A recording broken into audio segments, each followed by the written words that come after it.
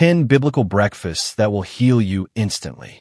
The breakfast you ate this morning may be quietly working against you, and the people who wrote the Bible never touched it. 3,000 years ago, before a meal, communities across the ancient Near East ate raw, bitter greens for a single deliberate reason: to trigger the body's own digestive enzymes before the heavier food arrived. No one called it science. They simply knew it worked. Today, researchers studying bitter compounds are finding the same mechanism, and it's just one of 10 ancient breakfast habits modern nutrition is only now catching up to. These were not random meals. They were foods shaped by scripture, by survival, and by a relationship with the land that the modern breakfast, boxed, sweetened, eaten in a rush, has almost entirely erased. What most people don't realize is that several of these foods appear by name in the Bible itself. Number 6 might change how you think about your coffee. And the final one was eaten by a man who survived 40 days in the wilderness on almost nothing at all. Let's begin. It starts with a tree that appears in the very first chapters of Genesis. Figs were never a luxury in the ancient world. They were survival food, dried and carried by laborers heading into the fields before sunrise. What looks like a humble dried fruit is, by modern analysis, something far more deliberate. Figs are rich in soluble fiber, the kind research associates with steady blood sugar rather than the spiking crash pattern of refined sugar. Their natural sweetness is bound inside that fiber, releasing slowly instead of flooding the bloodstream. A handful of dried figs with raw nuts mirrors almost exactly what a field worker in ancient Israel might have eaten at dawn. Though portion size still matters, since dried fruit remains calorie-dense even in its most ancient form. And where there were figs, there was almost always honey beside them. The phrase, "a land flowing with milk and honey," runs through the Old Testament not as poetry alone, but as a literal description of what sustained a people. Honey in the ancient world was treated as medicine as much as food, and modern research has started to validate that instinct.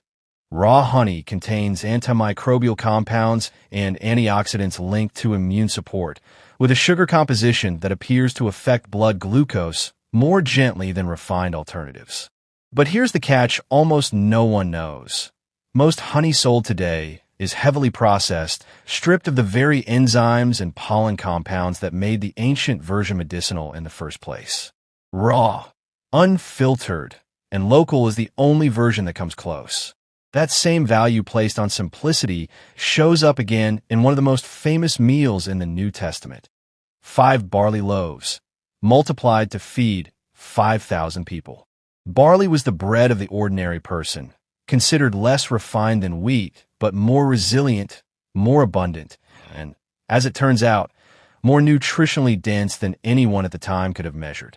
Modern research has identified barley as exceptionally high in beta-glucan, a fiber linked to improve cholesterol and steadier post-meal blood sugar. Whole barley bread fueled an entire day of physical labor in a way the refined white bread on most breakfast tables today simply cannot replicate. And just as that bread fed a body, oil anointed a moment. Olive oil appears more than 200 times across Scripture, poured not only into the morning meal, but onto the heads of kings and prophets as a mark of blessing. It was valuable enough to symbolize sacred favor. Modern science studies it for a different kind of value now. Extra virgin olive oil's monounsaturated fats and polyphenol antioxidants are consistently associated in research with reduced inflammation and better cardiovascular markers. Bread dipped in cold-pressed olive oil was breakfast in much of the ancient Mediterranean, a world apart from the trans fat spreads that quietly replaced it. And just as oil once marked a blessing, milk marked provision, the daily proof that a family's flock, and therefore their future, was secure. Goats were among the most common animals kept by biblical households, and their milk, often warmed and occasionally sweetened with a little honey, was a standard morning staple among shepherding families like Abraham's. Here's where it gets interesting. Research suggests goat's milk has smaller fat globules and a different protein structure than cow's milk, which several studies link to easier digestion for people who struggle with standard dairy. It delivered calcium, protein, and B vitamins for sustained energy, centuries before anyone reached for a stimulant to start their day the way we now reach for coffee. If ancient wisdom like this deserves to be remembered, it only survives online if people actually engage with it. So, if this is reshaping how you think about your mornings, hit like right now. It's the simplest way to make sure this reaches someone else who needs to hear it. And if you want more of this, where scripture and modern science quietly agree, subscribe before we go further, because what's coming next gets even more remarkable. That same instinct for dense, sustaining food shows up in one of the most consequential meals in the entire Old Testament. The lentil stew, so satisfying that Esau traded his birthright for a single bowl of it after returning starved from the field. It sounds dramatic until you understand what lentils actually do to the body. Research shows lentils combine high fiber with substantial plant protein, a pairing strongly associated with prolonged satiety and stable blood sugar. They're also rich in folate and iron. Esau's desperation wasn't weakness. It was his body responding to a food engineered by nature to feel impossible to refuse. That same density of nutrition shows up again in a fruit important enough to be carved into the pillars of Solomon's temple. Pomegranates decorated the high priest garments and the architecture of sacred spaces, a fruit considered worthy of permanent stone. Modern researchers have since identified pomegranates as among the most antioxidant-dense fruits in existence, with some studies suggesting their polyphenol content rivals or exceeds green tea and red wine. The ancient world had no biochemistry to explain why this fruit mattered. They simply observed across generations that it did and built that observation into their architecture. That same trust in observation explains the bitter herbs we opened with, eaten not for flavor, but for function, paired with unleavened bread during Passover and woven into daily meals across the region. These bitter greens were believed to prepare the body for the meal ahead. Modern research now suggests bitter compounds may stimulate digestive enzyme and bile production, meaning a tradition built entirely on observation appears to align with an actual physiological mechanism science only recently confirmed. It's one of the clearest examples on this list of ancient practice arriving at the right answer for reasons no one could yet explain.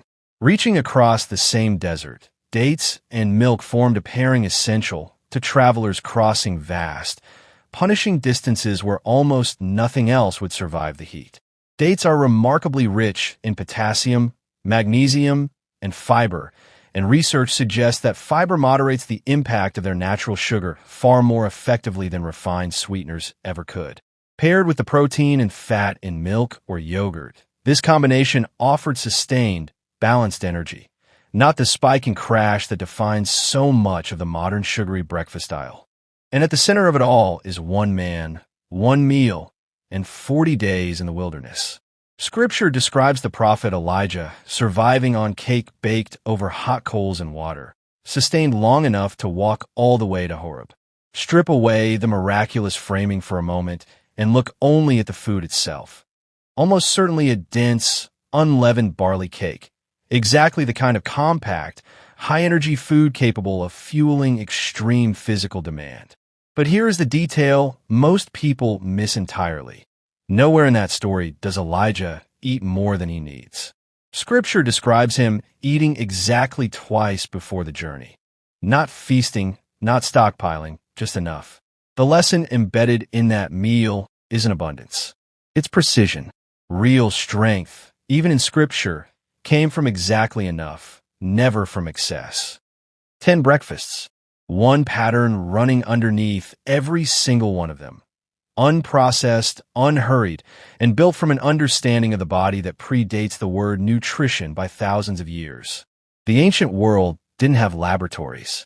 It had something science is still trying to fully measure: generations of lived observation, refined into scripture, tradition, and survival itself. The modern breakfast industry sold us speed and called it nourishment. But somewhere in that trade, we may have given up something our ancestors never had to think twice about, because it was simply how they lived and what kept them alive. So here's the question worth sitting with. If the people of the Bible, who worked harder with their hands than most of us ever will, sustained themselves on figs, barley, lentils, and a few spoonfuls of honey, What does that say about everything we've replaced it with? Tell us in the comments which one of these 10 you're trying first.